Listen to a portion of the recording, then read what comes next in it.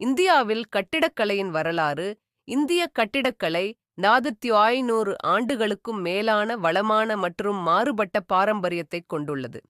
சில முக்கிய அம்சங்களை ஆராய்வோம். சிந்து சமவெளி நாகரிகம் சுமார் கிமு 2400.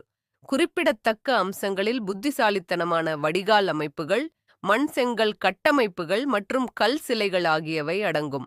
மோஹெஞ்சோதாரோ மற்றும் ஹரப்பா போன்ற சிந்து சமவெளி நகரங்கள் ஆரம்பகால கட்டிடக்கலை சாதனைகளை வெளிப்படுத்தின. மௌரிய பேரரசு இந்த காலகட்டத்தில் பாறை வெட்டு கட்டிடக்கலை முக்கியத்துவம் பெற்றது. பௌத்த மடாலயங்கள் மர வளைவுகள் மற்றும் வடிவியல் கட் அவுட்களுடன் ஈர்க்கக்கூடிய வடிவமைப்புகளை கொண்டிருந்தன. இந்து கோயில் கட்டிடக்கலை திராவிட, தெற்கு மற்றும் நாகரா வடக்கு பாணிகள் உட்பட பல்வேறு பாணிகளை இந்தியா பெருமைப்படுத்துகிறது. இந்திய பாறை வெட்டு கட்டிடக்கலையில் பௌத்த, இந்து மற்றும் சமண கோயில்களும் அடங்கும். இந்தோ இஸ்லாமிய கட்டிடக்கலை டெல்லி சுல்தானியத்தின் சகாப்தம் இந்திய மற்றும் இஸ்லாமிய அம்சங்களின் கலவையைக் கண்டது. முகலாய பேரரசு தாஜ்மஹாலை அதன் உச்சமாகக் கொண்டு இந்த பாணியை மேலும் வளப்படுத்தியது.